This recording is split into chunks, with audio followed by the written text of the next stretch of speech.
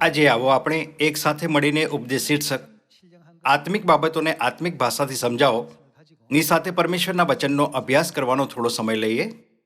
જ્યારે પણ આપણે બાઇબલની શિક્ષાઓને વાંચીએ છીએ તો આપણી પાસે આ પૃથ્વી પર રહેતા બનાવવામાં આવેલા આપણા અનુભવો અને આદતોના આધારે સ્વર્ગના રાજ્યની વસ્તુઓને સમજવાના પ્રયત્ન કરવાની પ્રવૃત્તિ હોય છે. તેના કારણે આપણે ક્યારેક ક્યારેક આત્મિક સત્ય પર સાચો દ્રષ્ટિકોણ રાખવામાં નિષ્ફળ થઈ જઈએ છીએ અને આ પ્રમાણે મૂર્ખતાપૂર્વક તેમના વાસ્તવિક અર્થને સમજવામાં ચૂકી જઈએ છીએ. તેનું એક પ્રતિનિધિ ઉદાહરણ યહૂદા ઇસ્કરિયોત છે. 2000 વર્ષ પહેલા તે ઈશુના 12 શિષ્યોમાંથી એક હતો. પહેલા એવું લાગ્યું કે યહૂદા ઇસ્કરિયોત પાસે મોટો વિશ્વાસ છે. સામાન્ય રીતે હિસાબી બાબતો કોઈ એવી વ્યક્તિને સોંપવામાં આવે છે જેની પર તે સમૂહનો જેનાથી તે સંબંધિત છે અત્યંત વિશ્વાસ હોય છે અને તે જ તેને સોંપવામાં આવ્યું હતું. પણ તે ઈશુના પવિત્ર અને ઈશ્વરીય સ્વરૂપને આત્મિક આંખોથી જોવામાં નિષ્ફળ રહ્યો. જો કે ઇઝરાયેલીઓ રોમના દાસત્વના આધીન હતા. તે આ વાતથી નારાજગીથી ભરેલો હતો કે ઈશુ શારીરિક રૂપથી પરિસ્થિતિને કાબૂ કરવા માટે જેમાં તેઓ છે તેમની શક્તિનો ઉપયોગ નથી કરતા. તે નિરાશ હતો કેમ કે તેનું માનવું હતું કે ઈસુ સર્વશક્તિમાન છે અને તેમની પાસે અલૌકિક શક્તિ છે. તેથી તે સરળતાથી રોમવાસીઓને બહાર નીકાળશે. આ આશા તે સત્યથી ઉત્પન્ન થઈ કે તેણે ઈસુને કંઈક ચમત્કાર કરતા જોયા. તમે 5 રોટલી અને 2 માછલીના ચમત્કાર વિશે ખૂબ સારી રીતે જાણો છો, ખરું ને? ઈશુએ 5000 લોકોને જવની 5 રોટલી અને 2 માછલીથી ખવડાવ્યું, ત્યાં સુધી કે સૌના જમ્યા પછી તે રોટલીના કકડાથી 12 ટોપલી ભરી. યહૂદાએ આ પ્રકારની બાબતોને જોઈ હોવાથી તો તેણે ઈશુને ઇઝરાયેલીઓને રોમનોની સતાવણીમાંથી મુક્ત કરવાની આશા કરી. પણ તેની અપેક્ષાથી ઉલટું ઈસુ તેમના દ્વારા પકડવામાં આવ્યા અને પછી ક્રોસ પર તેમની મૃત્યુ થઈ ગઈ. યહૂદા ઇસ્કરિયોત નહોતો જાણતો કે આવી બાબતો કેમ થઈ. જો તેણે માત્ર પ્રબોધકો દ્વારા લખેલી બાઇબલની ભવિષ્યવાણીઓને ધ્યાનથી જોઈ હોત, જેમ કે યશાયા અધ્યાય 53ની ભવિષ્યવાણી, તો તે સરળતાથી સમજી શકતો હતો કે ઈસુ ખ્રિસ્તને કયા પ્રકારનું ભવિષ્ય સૂચક જીવન જીવવાનું હતું. તેણે તેવું ન કર્યું હોવાથી તો તેને ઈસુ પર શંકા થવા લાગી. તે વિચારવા લાગ્યો, શું તે ખરેખર ઉદ્ધારકર્તા ખ્રિસ્ત છે? શું તે જ આ પૃથ્વી પર આવ્યા સાચા પરમેશ્વર છે? જો તે પરમેશ્વર છે તો તે ચૂપ કેમ છે? જો તે પરમેશ્વર છે તો દુષ્ટોને ઉપહાસ કરવા કેમ દે છે? જો તે પરમેશ્વર છે તો શું તેમને લોકોને તેમનો ઉપહાસ કરવાથી રોકવા શક્ય ન હોત? તેના દ્રષ્ટિકોણમાં ખોટ હતી. તે શારીરિક દ્રષ્ટિકોણથી ખ્રિસ્તને જોવા લાગ્યો અને તે વખતથી શેતાને તેનામાં કાર્ય કરવાનું શરૂ કર્યું. આપણે જે કારણે પરમેશ્વરના વચનનો અભ્યાસ કરતા રહીએ છીએ તે આત્મિક દુનિયાને સમજવા માટે છે. જ્યારે ઈશુએ તેમના શિષ્યોને પ્રથમવાર બોલાવ્યા ત્યારે તેમણે તેમને શું કહ્યું? જો કોઈ મારી પાછળ આવવા ચાહે તો તે તેનો શું ઊંચકે? તેમણે આ ન કહ્યું, આરામદાયક માળો ઊંચકીને મારી પાછળ આવવું. તેના બદલે તેમણે કહ્યું, પોતાનો વધસ્તંભ ઊંચકીને મારી પાછળ આવવું. પણ શું તેમણે આ ન કહ્યું કે અનંત વિશ્રામ જેની આપણે ઉત્સુકતાથી લાલસા કરીએ છીએ આપણને આપવામાં આવશે જ્યારે આપણે આપણો વધસ્તંભ અંત સુધી ઊંચકીને તેમની પાછળ જઈએ છીએ?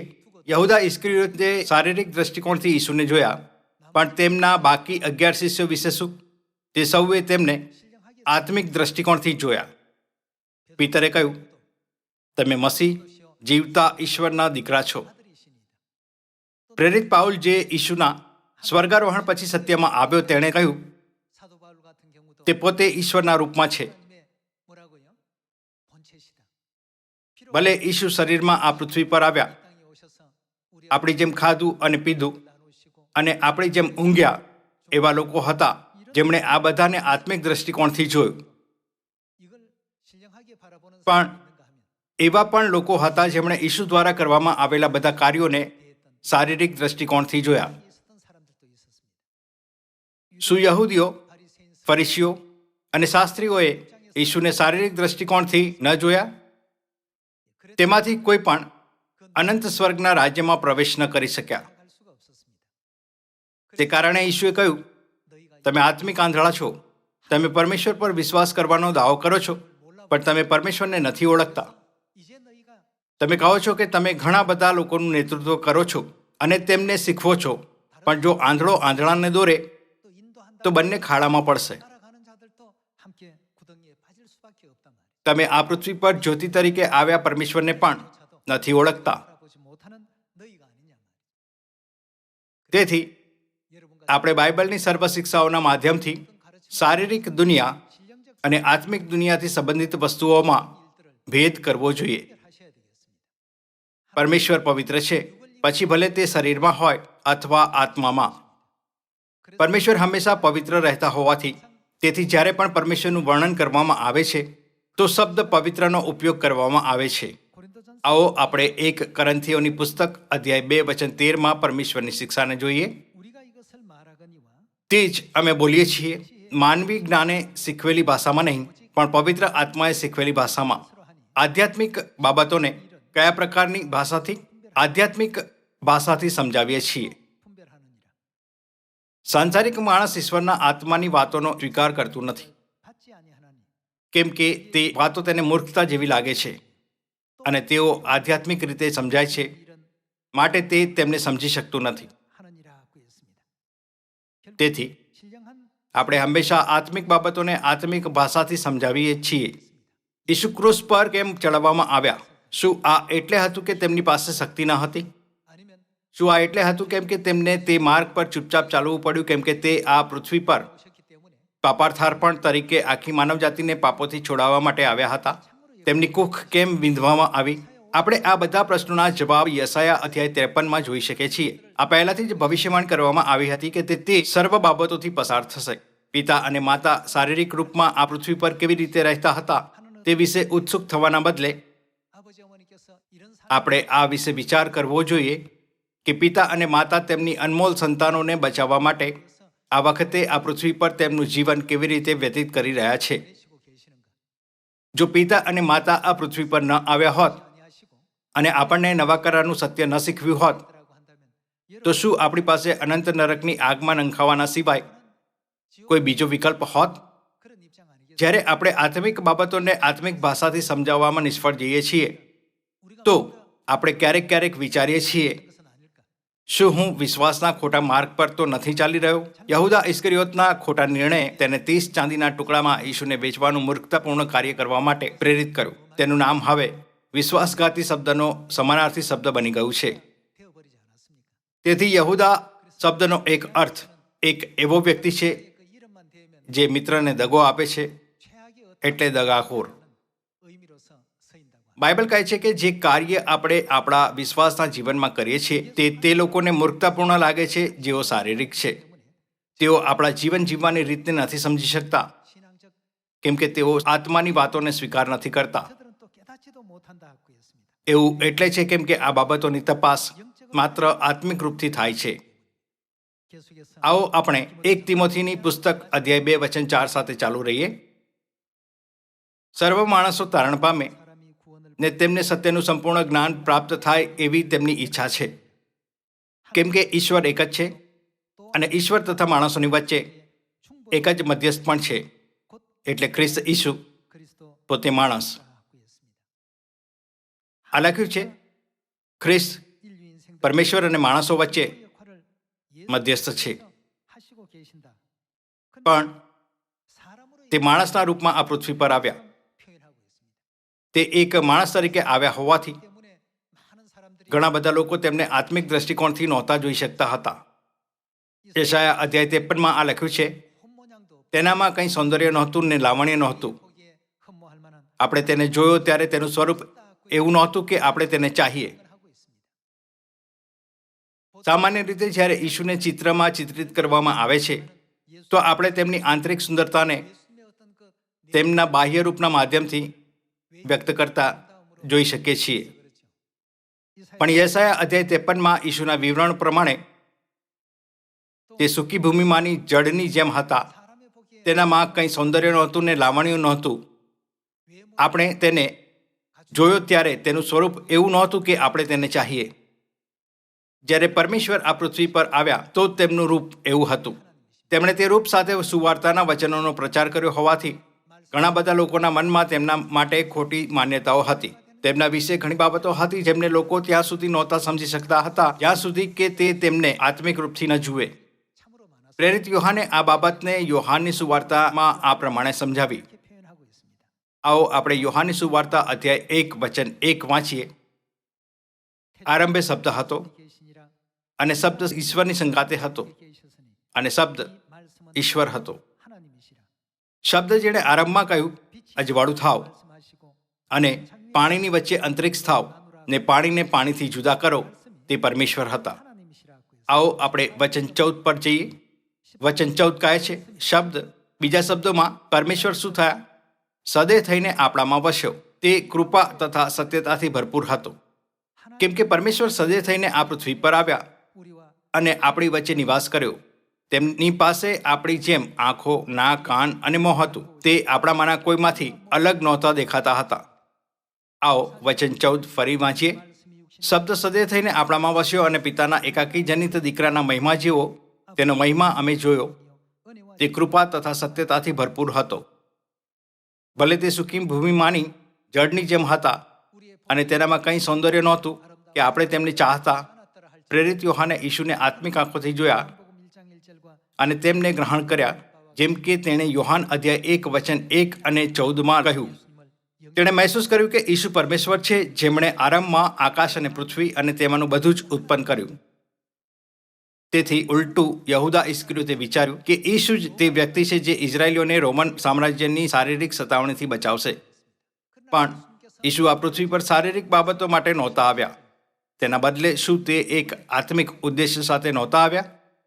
પ્રેરિત યોહાને વચન 11થી લખ્યું, પરમેશ્વર જેમણે આરંભમાં સર્વ વસ્તુઓને બનાવી સદે થઈને આવ્યા અને આપણી વચ્ચે નિવાસ કર્યો, પણ માત્ર તેમણે જેઓ પરમેશ્વરથી ઉત્પન્ન થયા છે, લોહીથી કે દેહની ઈચ્છાથી નહીં, ખ્રિસ્તને ગ્રહણ કર્યા. તે પોતાનાની પાસે આવ્યો, પણ પોતાના લોકોએ તેનો અંગીકાર કર્યો નહીં. પણ જેટલાએ તેનો અંગીકાર કર્યો, એટલે જેટલા તેના નામ પર વિશ્વાસ કરે છે, તેટલાને તેણે ઈશ્વરના છોકરા થવાનો અધિકાર આપ્યો. તેઓ લોહીથી નહીં કે દેહની ઈચ્છાથી નહીં કે માણસની ઈચ્છાથી નહીં, પણ ઈશ્વરની ઈચ્છાથી જન્મ પામ્યા. તેમને ગ્રહણ કોણ કરી શકે છે? માત્ર તે જેઓ પરમેશ્વરથી ઉત્પન્ન થયા છે. આત્મિક બાબતોને આત્મિક ભાષાથી સમજાવવી જોઈએ, પણ આત્મિક વસ્તુઓને શારીરિક દ્રષ્ટિકોણથી જોવા માટે શૈતાન લોકોના વિચારોને બદલતો રહે છે. શૈતાન માત્ર શારીરિક દ્રષ્ટિકોણ પર ભાર આપે છે.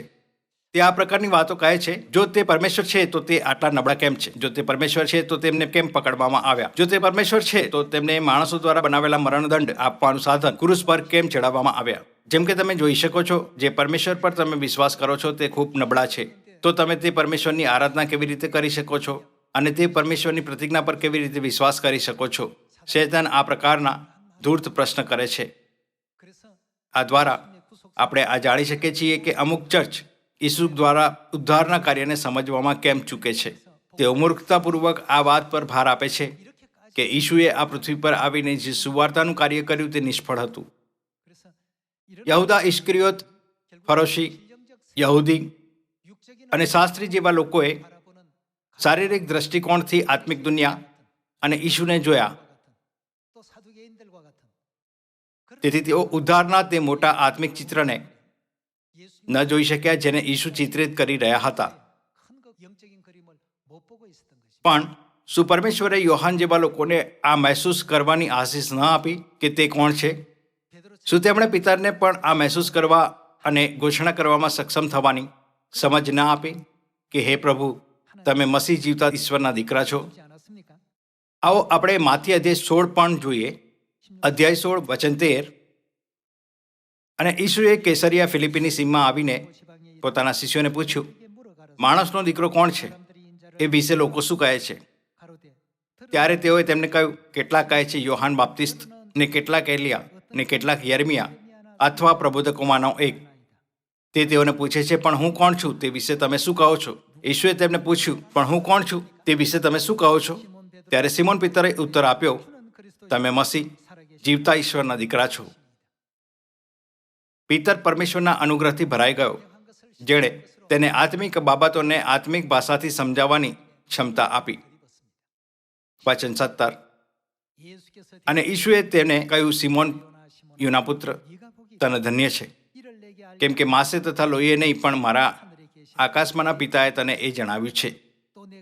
અને હું પણ તને કહું છું કે તું પિતર છે, ને આ પથ્થર પર હું મારી મંડળી બાંધીશ, ને તેની વિરુદ્ધ હાદેસની સત્તાનું જોર નહીં ચાલે.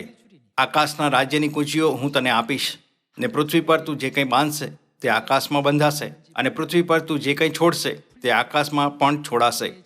ત્યારે તેમણે શિષ્યોને આજ્ઞા આપી, હું ખ્રિસ્ત છું એ તમારે કોઈને કહેવું નહીં. ઈસુ 3.5 વર્ષની તેમની સેવકાઈને પૂર્ણ કરવા માટે ગુપ્ત રૂપે આ પૃથ્વી પર આવ્યા. તેથી તેમણે તેઓને કહ્યું કે હું ખ્રિસ્ત છું એ તમારે કોઈને કહેવું નહીં. પણ સ્વર્ગારોહણની ઠીક પહેલા શું તેમણે તેઓને ન કહ્યું, હવેથી મારા સાક્ષી બનો? માની લો કે એક રાજા સામાન્ય લોકોની જેમ કપડાં પહેરીને તેના મહેલની બહાર આવ્યો, જેથી તે જોઈ શકે કે લોકો ખરેખરમાં કેવી રીતે રહે છે. તે તેની ઓળખ છુપાવે છે અને લોકોના જીવનની પરિસ્થિતિઓની ચારે બાજુ જુએ છે. જો રાજા સામાન્ય લોકોની જેમ ટોપી અને કપડાં પહેરે તો શું કોઈ ઓળખી શકશે કે તે રાજા છે? તેઓ ઓળખ ન કરી શકતા હોવાથી તેથી તેઓ તેની સાથે પણ કોઈ બીજાની જેમ જ વ્યવહાર કરશે.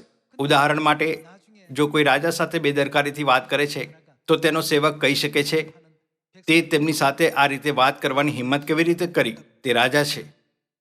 જ્યાં સુધી એવું કંઈ નથી થતું, શું કોઈને તેના વસ્ત્રથી ખબર પડી શકે છે કે તે રાજા છે? ના, તેમને ખબર નથી પડી શકતી. જો તેઓ રાજાને ઓળખી પણ લે તો પણ તેમને કહેવામાં આવશે, કોઈને આ ન કહેતા કે રાજા બહાર છે અને આજુબાજુ ફરી રહ્યા છે.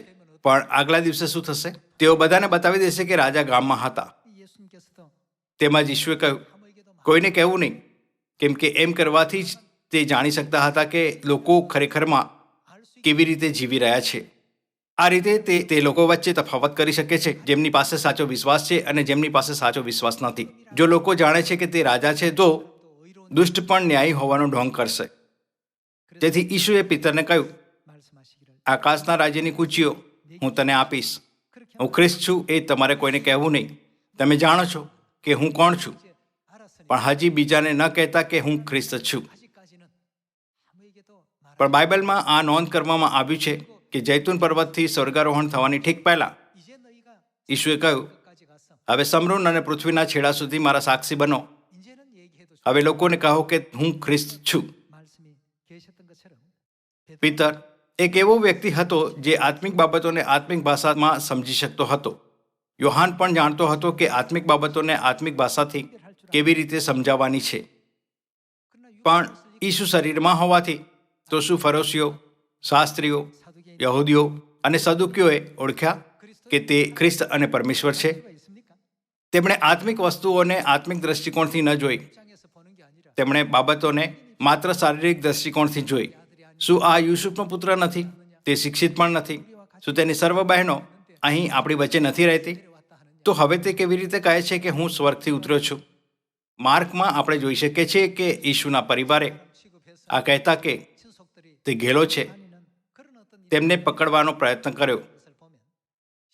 એવા લોકો હતા જેમણે ઈશુને આત્મિક દ્રષ્ટિકોણથી જોયા અને તેમની સેવા કરી, અને એવા લોકો પણ હતા જેમણે તેમને માત્ર શારીરિક દ્રષ્ટિકોણથી જોયા. લોકોએ ઈશુને વિભિન્ન દ્રષ્ટિકોણથી જોયા. તે બાઇબલ અને નિયમ શીખવતા હોવાથી તેથી અમુકે વિચાર્યું કે તે માત્ર એક ગુરુ છે, અને અમુકે તેમના વિશે થોડું હજી ઉપર વિચાર્યું અને તેમને પ્રબોધક તરીકે સ્વીકાર કર્યા. પણ શું પિતર, યોહાન અને પાઉલ જેવા લોકોએ મહેસૂસ ન કર્યું અને પૂર્ણ રીતે ન સમજ્યા કે તે ઈશ્વરના રૂપમાં છે, જે આરંભમાં શબ્દ હતા અને આકાશ અને પૃથ્વી અને તેમાંનું બધું જ ઉત્પન્ન કર્યું? આવો આપણે માર્ક અધ્યાય 3 શરૂ કરીને એવા ઘણા કિસ્સા જોઈએ જ્યાં લોકો ઈશુને આત્મિક દ્રષ્ટિકોણથી જોવામાં ચૂકી ગયા. અધ્યાય 3 વચન 20. અને ફરી એટલા બધા લોકો એકત્ર થયા કે તેઓ રોટલી પણ ખાઈ ન શક્યા, અને તેમના સગાઓ તે સાંભળીને તેને પકડવા બહાર નીકળ્યા, કેમ કે તેઓએ કહ્યું તે ઘેલો છે. તેમનું પરિવાર આ કહેતા કે તે ઘેલો છે ઈશુને પકડીને જે પણ તે કરી રહ્યા હતા તેને રોકવા માટે આવ્યા. આવો યોહાન અધ્યાય 6 વચન 41 પણ વાંચીએ. એ માટે યહૂદીઓએ તેમને વિશે કચકચ કરી, કેમ કે તેમણે કહ્યું હતું, આકાશમાંથી ઉતરેલી રોટલી હું છું. તેઓએ કહ્યું, યુસુફનો દીકરો ઈસુ જેના મા બાપને અમે ઓળખીએ છીએ તે શું એ જ નથી? ત્યારે તે હમણાં એમ કેમ કહે છે કે આકાશમાંથી હું ઉતર્યો છું? અહીં શું તેમની પાસે આત્મિક દ્રષ્ટિકોણ હતું? તેમણે શારીરિક દ્રષ્ટિકોણથી ઈસુને જોયા અને તેમનો ન્યાય કર્યો. આવો આપણે માથી અધ્યાય 13 સાથે ચાલુ રહીએ. આપણે આ યુગમાં તે જ ભૂલ ન કરવી જોઈએ. આત્મિક બાબતોને આત્મિક ભાષાથી સમજાવવા માટે આપણે તે લોકો વિશે અભ્યાસ કરવા પર ધ્યાન કેન્દ્રિત કરવાની જરૂર છે જેમણે 2000 વર્ષ પહેલા ઈસુને જ્યારે તે શરીરમાં આ પૃથ્વી પર આવ્યા હતા ઓળખ્યા અને ગ્રહણ કર્યા. આપણે પોતાને પૂછવું જોઈએ, તેઓએ તેમને કેવી રીતે ગ્રહણ કર્યા અને ઈસુ અન્ય લોકોની દ્રષ્ટિમાં કેવા દેખાતા હતા? શું હું તેમને આત્મિક દ્રષ્ટિકોણથી જોઈ રહ્યો છું કે પછી શારીરિક દ્રષ્ટિકોણથી જોઈ રહ્યો છું? આપણે તે વિશે ધ્યાનપૂર્વક વિચારવાની જરૂર છે. આવો માથીની સુવાર્તા અધ્યાય 13 વચન 53 જોઈએ. અને એમ થયું કે ઈસુ એ દ્રષ્ટાંતો કહી રહ્યા ત્યારે તે ત્યાંથી ચાલ્યા ગયા અને પોતાના દેશમાં આવીને તેમણે તેઓના સભાસ્થાનોમાં તેઓને એવો બોધ કર્યો કે તેઓ અચરજ થઈને બોલ્યા, આ માણસની પાસે આવું જ્ઞાન તથા આવા પરાક્રમી કામો ક્યાંથી? શું એ સુથારનો દીકરો નથી? એની માનું નામ મરિયમ નથી શું? અને શું યાકૂબ તથા યુસુફ તથા સિમોન તથા યહૂદા તેના ભાઈઓ નથી? અને શું તેની બધી બહેનો આપણી પાસે નથી? તો આ માણસની પાસે આ બધું ક્યાંથી? અને તેઓએ તેમના સંબંધી ઠોકર ખાધી. તેઓ ઈસુને આત્મિક આંખોથી જોવામાં ચૂકી ગયા, પણ કહ્યું, શું આપણા ગામમાં બધા તેને નથી જાણતા? શું તેનો પિતા યુસુફ નથી? અને શું તેની માતા મરિયમ નથી? અને શું તેના ભાઈઓના નામ યાકૂબ, યુસુફ, સિમોન તથા યહૂદા નથી? અને શું તેની બધી બહેનો અહીં આપણી પાસે નથી? તેની પાસે એવું જ્ઞાન અને સમજ ક્યાંથી? ઈસુના જ્ઞાન અને સમજને જોઈને તેમણે ઈસુને ગ્રહણ કરવા અને તેમને સ્વીકાર કરવા જોઈતા હતા. તેના બદલે માત્ર તેમના શારીરિક પરિબળો પર ધ્યાન કેન્દ્રિત કરવાના કારણે તે ખ્રિસ્તના આત્મિક પરિબળોને જોવામાં નિષ્ફળ રહ્યા અને તેમનો તિરસ્કાર કર્યો. આજે ઘણા લોકો છે જે 2000 વર્ષ પહેલાની સ્થિતિને ફરીથી બેવડાવી રહ્યા છે. તેથી આ ખૂબ મહત્વપૂર્ણ છે કે આપણી પાસે આત્મિક દ્રષ્ટિકોણ છે કે શારીરિક દ્રષ્ટિકોણ. ભલે ઉદ્ધાર પ્રાપ્ત કરવાની તક ઠીક તેમની સામે હતી, તેઓ ઉદ્ધારની દોરીને પકડવામાં નિષ્ફળ રહ્યા અને અનંત નરકમાં પડી ગયા. હવે તેઓ કેટલો વિલાપ કરી રહ્યા હશે, પસ્તાઈ રહ્યા હશે અને તડપી રહ્યા હશે. આવો યોહાન અધ્યાય 7 વચન 14 પરમેશ્વરના વચન પર એક નજર કરીએ. પણ પર્વ અડધું થવા આવ્યું ત્યારે ઈસુએ મંદિરમાં જઈને બોધ કર્યો. ત્યારે યહૂદીઓએ આશ્ચર્ય પામીને કહ્યું, એ માણસ કદી પણ શું નથી કર્યું? શીખ્યા નથી, તેમ છતાં તે વિદ્યા ક્યાંથી જાણે છે? આ સર્વ વ્યવહાર આત્મિક બાબતોને આત્મિક ભાષાથી ન સમજાવવા પર આવે છે. આપણે વિચારી શકીએ છીએ ઈસુએ સ્વયં વચનનો પ્રચાર કર્યો હોવાથી તેથી મોટાભાગના ઇઝરાયલીઓએ તે પર વિશ્વાસ કર્યો હશે, પણ એવું ન હતું. સ્વર્ગારોહણના દિવસથી લઈને 50માના દિવસ સુધી માત્ર 120 લોકોએ માર્કની ઉપલી મેળીમાં 10 દિવસો સુધી પ્રાર્થના કરી. ભલે 5000 લોકોએ 5 રોટલી અને 2 માછલીથી કરેલા ઈસુના અદ્ભુત ચમત્કારને જોયો, પણ તેઓમાંથી મોટાભાગના લોકોએ વિશ્વાસ ન કર્યો. ભલે તેઓ જાણતા હતા કે આ કંઈક એવું છે જેને કોઈ માણસ તેની શક્તિથી નથી કરી શકતો, પરંતુ તો પણ તેમણે ઈસુને આત્મિક દ્રષ્ટિકોણથી ન જોયા. તેઓ તેમને માત્ર શારીરિક દ્રષ્ટિકોણથી જોતા રહ્યા. તેથી તેઓએ આ કહેતા તેમનો તિરસ્કાર કર્યો. ગાલિલ જેવી જગ્યાનો મનુષ્ય કેવી રીતે શિક્ષિત હોઈ શકે છે? તેની પાસે કેટલી સામર્થ્ય હોઈ શકે છે? આવો યોહાન અધ્યાય 10 વચન 30 વાંચીએ. હું તથા પિતા એક છીએ. ત્યારે યહૂદીઓએ તેમને મારવાને ફરીથી પથ્થર હાથમાં લીધા. ઈસુએ તેઓને ઉત્તર આપ્યો, મેં પિતા તરફથી તમને ઘણા સારા કામો બતાવ્યા છે. તેઓ મારા કયા કામને લીધે તમે મને પથ્થર મારો છો?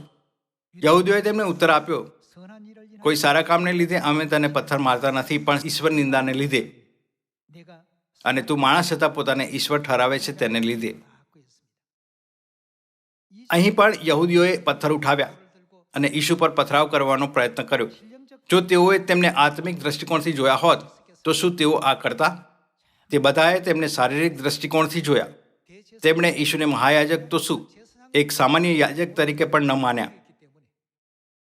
તેથી તે બધાએ તેમનો તિરસ્કાર કર્યો. ભલે તેઓ તેમના મોંથી નીકળતા ઉદ્ધારના અનુગ્રહપૂર્ણ વચનોને સાંભળી રહ્યા હતા. બાઇબલ આપણને શીખવી રહી છે કે તેમણે આત્મિક બાબતો વિશે તેમના નિર્ણય શારીરિક અને દ્રશ્યમાન વસ્તુઓ પર આધારિત કર્યા હોવાથી, ન કે આત્મિક દૃષ્ટિકોણ પર. તેથી તેમણે તેમના નિર્ણયમાં એક ખૂબ મોટી ભૂલ કરી. આજે આપણે ખ્રિસ્ત આંસાંગહોંગ અને નવી યરુશલેમ આપણી સ્વર્ગીય માતાને ગ્રહણ કરવા જોઈએ, જેમની પવિત્ર આત્માના યુગમાં આવવાની ભવિષ્યવાણી કરવામાં આવી છે. શું આપણે 2000 વર્ષ પહેલાના લોકોની જેમ શારીરિક પરિબળોના આધારે પરમેશ્વરનો ન્યાય કરવો જોઈએ? જેઓએ કહ્યું તે પરમેશ્વર કેવી રીતે હોઈ શકે છે? અમે તેના માતા પિતાને જાણીએ છીએ, અમે તેના ભાઈઓને જાણીએ છીએ, અમે તેના પરિવારને જાણીએ છીએ. તે શિક્ષિત નથી. આવો પ્રેરિતોના કૃત્યો અધ્યાય 24 વચન 1માં પરમેશ્વરના વચનને જોઈએ. 5 દિવસ પછી અનન્યા પ્રમુખ યાજક કેટલાક વડીલોને તથા તર્તુલુસ નામે એક વકીલને સાથે લઈને આવ્યો, અને તેઓએ હાકેમની આગળ પાઉલની વિરુદ્ધ ફરિયાદ રજૂ કરી. તેને બોલાવવામાં આવ્યો ત્યારે તર્તુલુસે નીચે પ્રમાણે તેના પર તહોમત મૂકવાનું શરૂ કરતા કહ્યું, નેક નામદાર ફેલિક્સ, આપનાથી અમે ઘણી સુખ શાંતિ ભોગવીએ છીએ, અને આપની દીર્ઘ દ્રષ્ટિથી આ પ્રજાના લાભને અર્થે જે સુધારા કરવામાં આવ્યા છે તે અમે સર્વ પ્રકારે અને સર્વ સ્થળે પૂરેપૂરી કૃતજ્ઞતાથી સ્વીકારીએ છીએ. પણ હું આપને વધારે તસ્દી ન આપું માટે હું આપને વિનંતી કરું છું કે કૃપા કરીને અમારી થોડી વાતો સાંભળો, કેમ કે આ માણસ અમને પીડાકારક તથા આખા જગતના સર્વ યહૂદીઓમાં બંડ ઉઠાવનાર તથા શું નાઝરીઓના પંથનો આગેવાન માલુમ પડ્યો છે. તેઓએ ઈશુને નાઝરીઓના પંથ તરીકે વર્ણિત કર્યા. તેથી તેઓએ પાઉલને નાઝરીઓના પંથનો આગેવાન કહ્યો. તેઓ ન્યાયાલયમાં હાકેમ સામે પ્રેરિત પાઉલ પર તહોમત લગાવી રહ્યા હતા. ભલે ઈશુના સ્વર્ગારોહણથી ઘણો સમય વીતી ચૂક્યો હતો, યહૂદી લોકો ઈશુને નાઝરીઓના પંથનો ભાગ સમજતા હતા. તેઓ આત્મિક બાબતોને આત્મિક ભાષાથી સમજવામાં અસક્ષમ હતા. તેઓ બાબતોને માત્ર શારીરિક દ્રષ્ટિકોણથી જોતા હતા. તો પણ પ્રથમ ચર્ચના પ્રેરિત અને સંત જેમની પાસે વિશ્વાસ હતો, તેમણે આત્મિક સત્યને સાચી રીતે આત્મિક સત્ય તરીકે ઓળખ્યું. તેઓએ કહ્યું, ઈસુ પરમેશ્વર છે. ઈસુ સિવાય કોઈ ઉદ્ધાર કરતા નથી. ઈસુના નામ સિવાય આપણને કોઈ બીજું નામ નથી આપવામાં આવ્યું જેના દ્વારા આપણે બચી શકીએ. જ્યારે પ્રેરિત પાઉલને કેદખાનામાં મૂકવામાં આવ્યો ત્યારે ભૂકંપ થયો. બધા બારણા ઉઘડી ગયા અને બધાના બંધન ખુલી ગયા. દરોગાએ પોતાને મારવાનો પ્રયત્ન કર્યો, પણ પ્રેરિત પાઉલે તેને રોક્યો અને કહ્યું, અમે બધા અહીં જ છીએ, પોતાને ઈજા ન કર. ત્યારે દરોગાએ તેને કહ્યું, હે સાહેબો, તારણ પામવા માટે મારે શું કરવું જોઈએ? પાઉલ અને સિલાસે દ્રઢતાથી કહ્યું, પ્રભુ ઈશુ પર વિશ્વાસ કર, એટલે તું તથા તારા ઘરના સર્વ માણસો તારણ પામશો. બાઇબલ આપણને સતત તે લોકોની મનોવૃત્તિ વચ્ચે સ્પષ્ટ તફાવત બતાવે છે, જેમણે આત્મિક સત્યને સમજ્યું અને જેમણે તે જ આત્મિક સત્યને શારીરિક દ્રષ્ટિકોણથી જોયું. ત્યારે આજે આપણે અને સંસારના સર્વ લોકો કઈ બાજુ ઊભા હોઈએ છીએ? આપણે તે છીએ જેઓ આ કહેતા આત્મિક બાબતોને આત્મિક ભાષાથી સમજાવીએ છીએ. ખ્રિસ્ત આંસાંગહોંગ આપણા સાચા પરમેશ્વર છે. નવી યરુશલેમ સ્વર્ગીય માતા આપણી સાચી પરમેશ્વર છે. પણ શું સંસાર પણ એવું જ બતાવે છે? તેઓ કેમ એનો પ્રચાર નથી કરતા? આ એટલે કેમ કે તેઓ આત્મિક બાબતોને આત્મિક ભાષાથી સમજાવવામાં નિષ્ફળ છે. પણ તેઓ આત્મિક બાબતોને આત્મિક ભાષાથી ન સમજાવી શકતા હોવાથી ત્યારે શું આપણે પણ એવું જ કરવું જોઈએ? ના, આપણે એવું નહીં કરવું જોઈએ. આપણે તે માર્ગ પસંદ કરવો જોઈએ જેની પર આત્મિક બાબતોને આત્મિક ભાષાથી સમજાવતા પિતર ચાલ્યો, તે માર્ગ જેની પર યોહાન ચાલ્યો, અને તે માર્ગ જેની પર પ્રેરિત પાઉલ ચાલ્યો. પાઉલ, પિતર, યોહાન અને પ્રથમ ચર્ચના સંતોએ અન્ય લોકોની જેમ કાર્ય ન કર્યું. ત્યાં સુધી કે સમ્રાટ નીરોની ધમકીઓ આગળ પણ તેઓ ન નમ્યા, પણ સ્વર્ગની આશા સાથે સુંદરતા અને સહનશીલતાથી તે માર્ગ પર ચાલ્યા. શું એવું એટલે ન હતું કેમ કે તેમને વિશ્વાસ હતો કે તેઓ અનંત પરમેશ્વરના રાજ્ય, અનુગ્રહના રાજ્યમાં જઈ રહ્યા છે, જેને ઈસુએ તેમના માટે તૈયાર કર્યું છે? તેઓ એવું કરવામાં સક્ષમ હતા કેમ કે તેઓ જાણતા હતા કે આત્મિક બાબતોને આત્મિક દ્રષ્ટિકોણથી જોવાની છે. તેમની માટે જેઓ આત્મિક બાબતોને આત્મિક દ્રષ્ટિકોણથી નહોતા જોતા, આપણે કહી શકીએ છીએ કે તેઓ આંધળા હતા. તે માત્ર પ્રથમ ચર્ચના સંત અને પ્રેરિત હતા જેમની આત્મિક આંખો ખુલ્લી હતી. કેમ કે તેઓ આત્મિક બાબતોને જોવામાં સક્ષમ હતા. આ રીતે તેઓ ઈશુને પરમેશ્વર તરીકે સાચી રીતે ઓળખવામાં સક્ષમ થયા. શું આ જ કારણે ન હતું કે તેઓ સમજી શક્યા કે તે પરમેશ્વર છે જે આરંભમાં હયાત હતા? તે ઉપરાંત જ્યાં પણ તે ગયા તેઓએ અંત સુધી તેમનું અનુસરણ કર્યું. હવે આપણે પવિત્ર આત્માના યુગમાં જીવી રહ્યા છીએ. આપણે પૂર્ણતાની સ્થિતિમાં છીએ જ્યાં બધું જ પૂરું થશે. શૈતાન આપણને બાબતોને શારીરિક દ્રષ્ટિકોણથી જોવા દેવા માટે આત્મિક બાબતોને બગાડવાનો પ્રયત્ન કરે છે. પણ જ્યારથી આપણે પહેલાથી જ પરમેશ્વરને ઓળખ્યા છે તો આપણે અંત સુધી પરમેશ્વર પર વિશ્વાસ કરવો જોઈએ અને તેમનું પાલન કરવું જોઈએ. પરમેશ્વરે કહ્યું હોવાથી સિયોનમાં રહી ગયેલો શેષ જીવતાઓમાં નોંધાયેલા દરેક જણ પવિત્ર કહેવાશે. આ દ્વારા હું આજનો ઉપદેશ સમાપ્ત કરવા ઈચ્છીશ. તમારો ખૂબ ખૂબ ધન્યવાદ.